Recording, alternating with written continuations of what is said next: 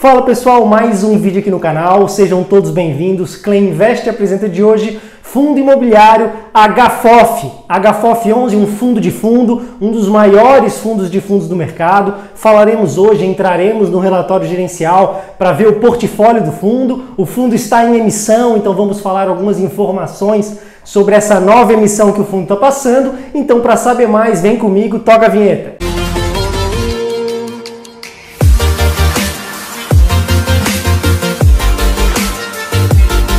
Fala pessoal, agora sim aqui na tela do computador, no relatório gerencial de fato do fundo HFOF 11, um fundo que investe em cotas de outros fundos imobiliários.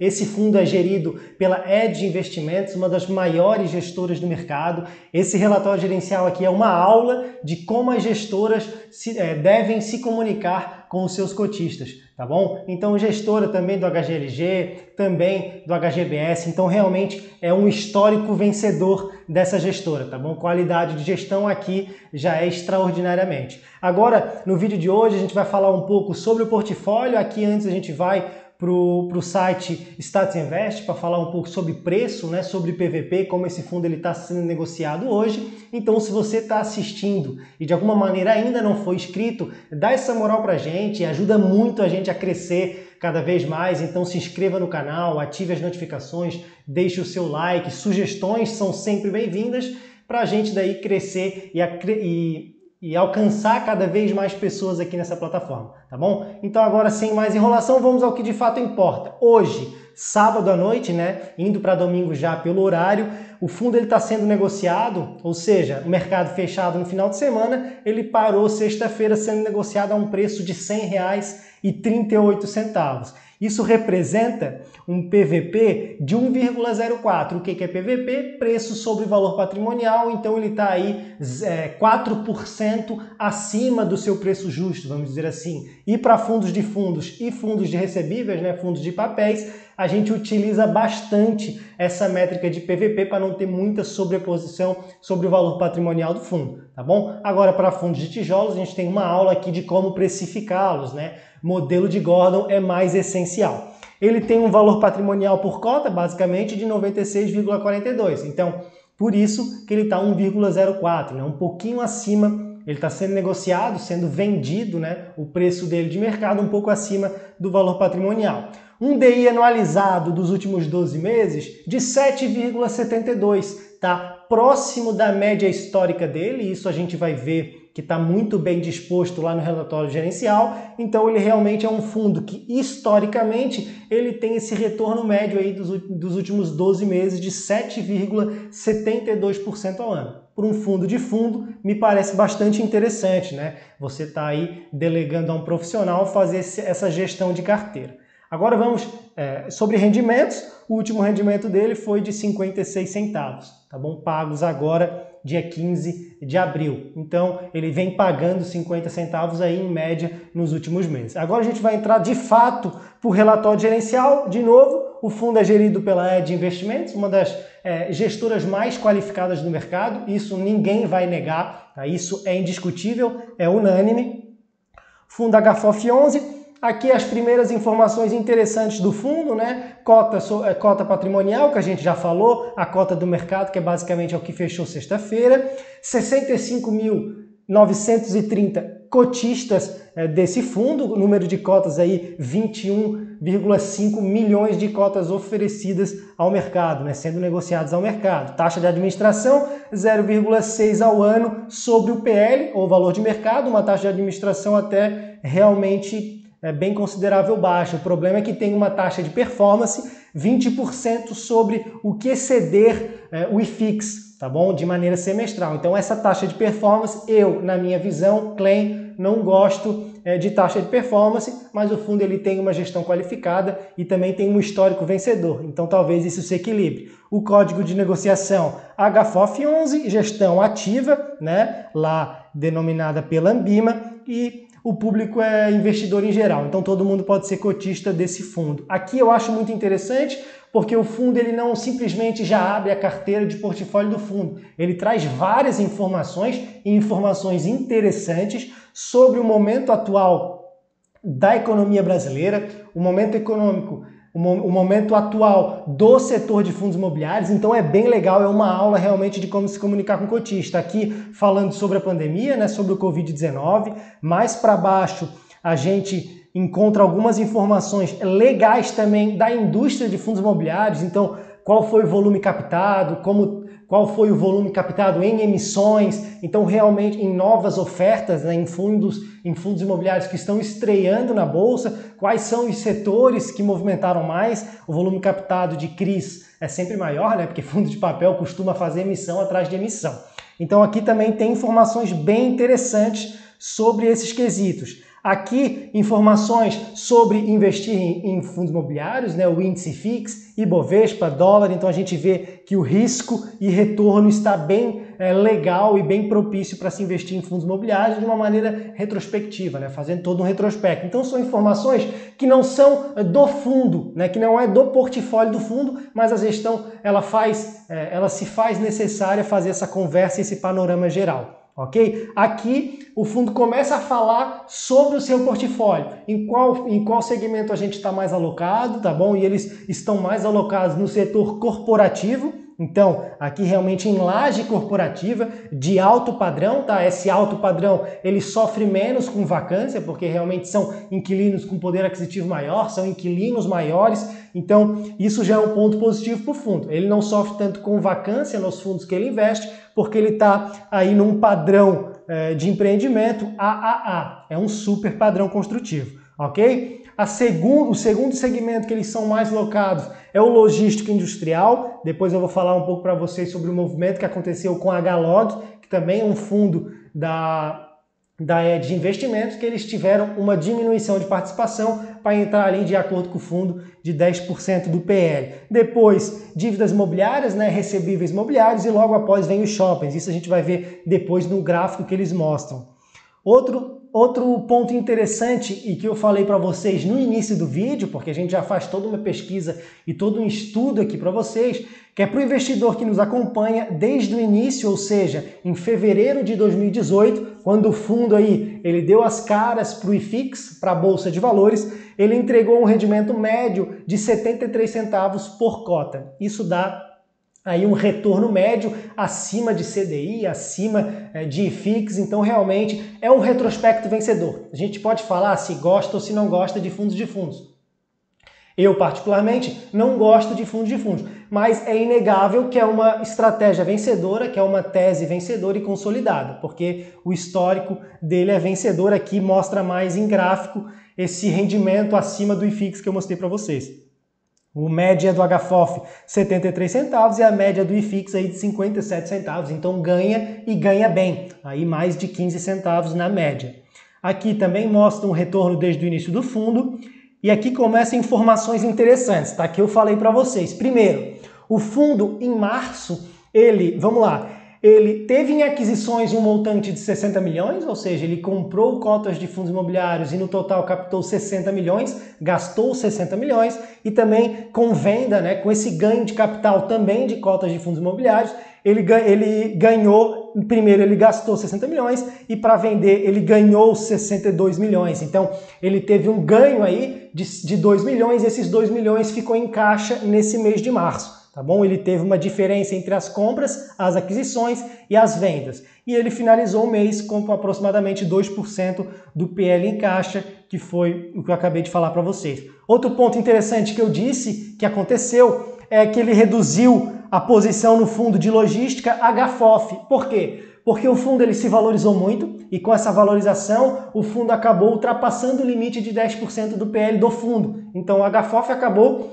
que ele estava representando mais do que 10% do fundo, 14, 15, 16, e tem um limite de tempo ali para desfazer essa posição. Então eles reduziram e tiveram um ganho de capital bastante interessante. Então o fundo ele tem basicamente aí 180 dias para refazer essa alocação, para reajustar esses 10% do PL. Então é isso que eles dizem aqui. Continuaram com o movimento de redução da posição do fundo HLOG para reajustar essa posição. E como o HFOF ele se valorizou muito, que é um fundo recente, tem entregado bons retornos, o fundo teve um ganho de capital e isso foi lucrativo para o fundo. Tá? Outro ponto muito interessante, tá, gente? Porque eu não invisto em BBPO, é um fundo, vamos dizer assim, monoinquilino, né, de agências bancárias. Eu também não gosto de agências bancárias, mas é inegável que, como ele está tendo uma transição de estratégia, ele está com um valor justo, vamos dizer assim, bem descontado. E o HFOF, como um fundo de gestão ativa, ele vê isso. E além de ter um tempo para o fundo ele se restabelecer e tem um carrego aí, o fundo consegue comprar BBPO e continuar com ele na carteira porque o fundo está bastante descontado. Então, por ter essa tese de carrego e por ele representar um bom retorno de yield, né, o fundo ele aumentou bastante posição em BBPO. Tá? O fundo BBPO, então, ele está bastante alocado no HFOF porque ele vê uma boa oportunidade nesse momento. Isso, como gestão ativa, eu acho extremamente interessante. Ah, não gosto de BBPO, não quero ser cotista de BBPO. Bom, então não entra no fundo, porque o fundo está acreditando bastante nessa tese, tá bom? Aqui ele fala um pouco sobre a situação do home office, sobre os impactos.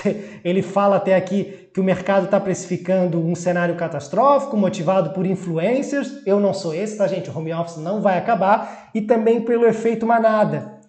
Fujam desse efeito, gente. O home office não vai acabar, não é uma tese falida, mas teve uma queda aí de quase 50% no valor dos ativos e isso eles estão observando como uma oportunidade para carrego para longo prazo, tá bom?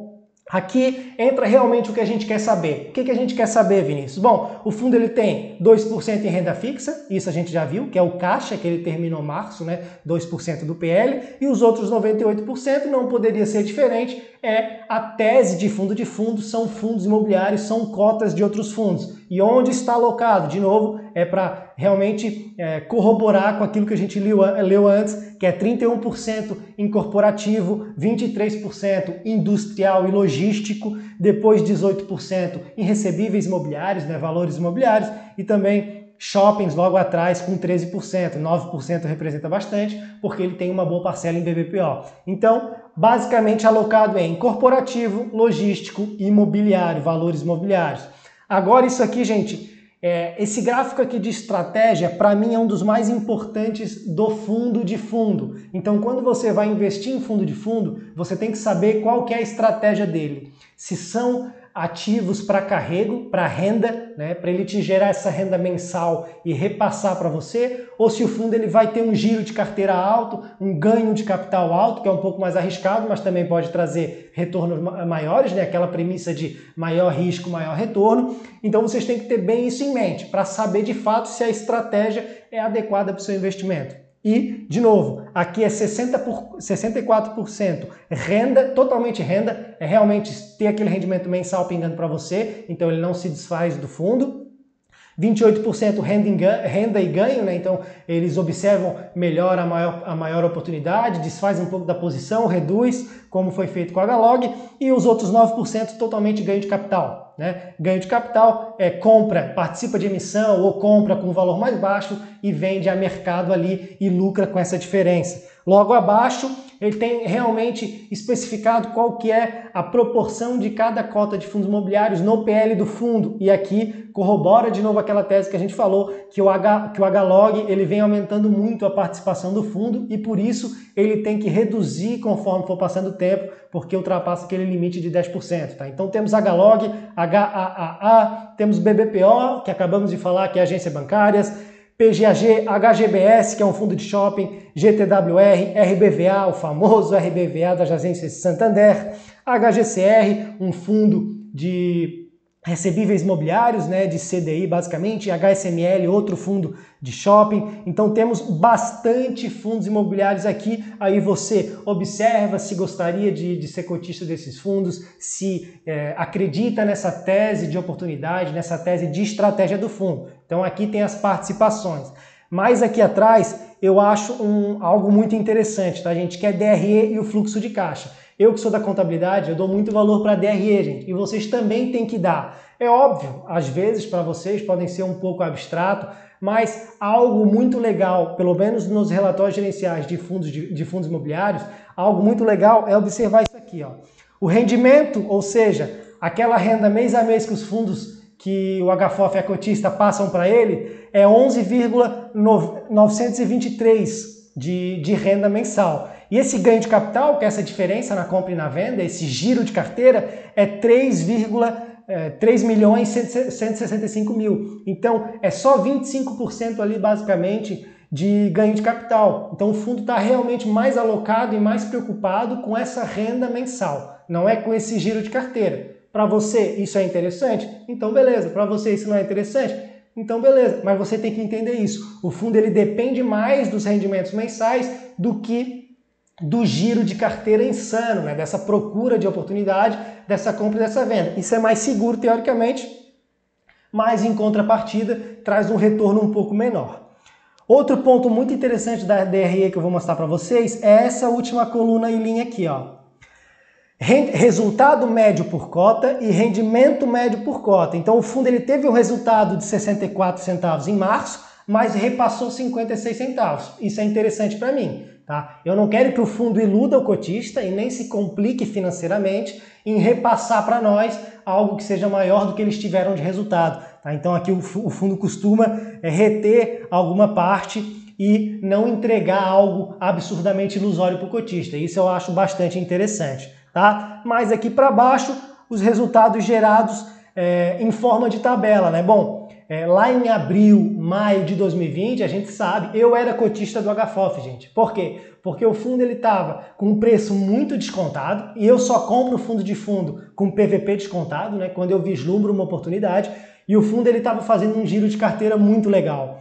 Então, lá vocês podem observar aqui, ó, que lá em abril, março, os resultados deles, pelo menos em abril e maio, eles eram majoritariamente vindo do giro de carteira, né? Desse ganho de capital. Comprei barato, vendi caro, comprei barato, vendi caro. E um pouco menos de renda realmente. E depois daí o fundo começou a diminuir o verdinho, que vocês estão vendo aqui, ó, e aumentar o azul. Ele está mais dependente dessa renda mensal dos FIIs do que esse giro de carteira. Eles não estão vislumbrando mais tanta oportunidade, porque realmente até os analistas já comentaram que os preços dos fundos imobiliários chegaram no seu preço justo. E a gente sabe que lá em 2020, no pico da pandemia, tinha oportunidades absurdas. Então ele ganhou muito. Lá eu fui cotista, depois quando o fundo ele se valorizou, me desfiz, né? Eu com fundos de fundos, eu não sou um amante de fundos e fundos. Eu prefiro fazer esse swing trade porque eu vislumbro algumas oportunidades e depois não. Então, Vinícius, você não investe em fundos de fundos? Para carrego, não. Eu prefiro fazer mais esse custo de oportunidade, tá bom, gente? Aqui, basicamente, algumas informações de liquidez, de rentabilidade e fazer um gráfico aqui de rentabilidade histórica do HFOF com o IFIX. Então, gente, o que eu queria mostrar para vocês? O HFOF é um baita fundo, tá? A gente mostrou o portfólio. Se você vai investir ou não, é interessante que você observe todas essas informações que constam no relatório gerencial e o fundo está passando por emissão. Agora eu vou falar um pouco das informações, né? Quando o fundo ele quer emitir novas cotas, né? Quando ele quer crescer para ter mais dinheiro para aquisição, para quitar dívida e afins, ele emite novas cotas a mercado, tá? E você, cotista, tem direito de comprar essas cotas a um preço mais barato. E vamos lá a essa oferta do HFOF. Essa oferta da HFOF é a 10ª emissão do fundo da ED. Tá? Então, a 10ª emissão, gente, é um fundo que está consolidado e que já tem um histórico vencedor. A tese dele já está aprovada. O preço de emissão é R$ 98,59. Falei lá no início para vocês que ele está basicamente sendo cotado a R$ 100,38. Então, tem um desconto ali ainda. Ainda está valendo a pena comprar esse fundo na emissão, participar da emissão, caso você seja cotista e acredite na tese do fundo. O período de preferência para você exercer lá na sua corretora. Bom, sou cotista, quero comprar a R$ 98,59. É do dia 26/4, tá? A partir de semana que vem, até dia 6/5. Tá? Então até dia 6/5 você vai ter esse limite aí de exercer a preferência. Depois o período de sobras, quando eles anunciarem também do dia 11/5 até dia 14/5, com liquidação lá para o dia 21. Então é interessante que você olhe essa data de liquidação para ter o dinheirinho lá guardado e não precisar pagar multa, tá bom? Não tem período de negociação, por quê? Porque é uma oferta 476, uma oferta restrita, só participa quem de fato é cotista do fundo.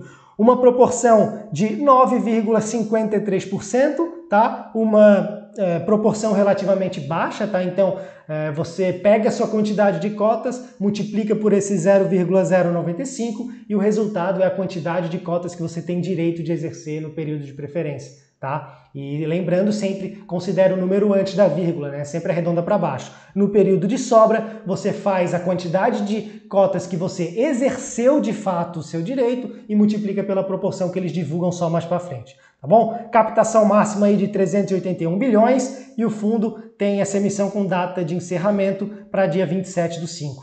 Gente, basicamente era isso que eu queria mostrar para vocês. Acho que a gente fez uma análise completa sobre o fundo HFOF11, um fundo de fundo. Também falamos sobre algumas informações da emissão, dessa 10ª emissão do fundo. Lá no Ticker 11 tem todas as informações também. Grande abraço para o Marcos e para o Danilo. E é assim, gente, nada disso que eu falar é recomendação de compra nem de venda de qualquer ativo que seja, mas isso é um conteúdo totalmente válido para você fazer a sua análise, se você vai comprar ou não esse fundo. Acredito que nesse vídeo tem todas as informações possíveis para você tomar suas melhores decisões, tá bom? Então, se você está assistindo esse vídeo e chegou aqui até o final, não está inscrito, se inscreva aqui no canal, ative as notificações, deixe o seu like, que isso ajuda muito a gente a crescer cada vez mais, tá bom? Um grande abraço e até a próxima!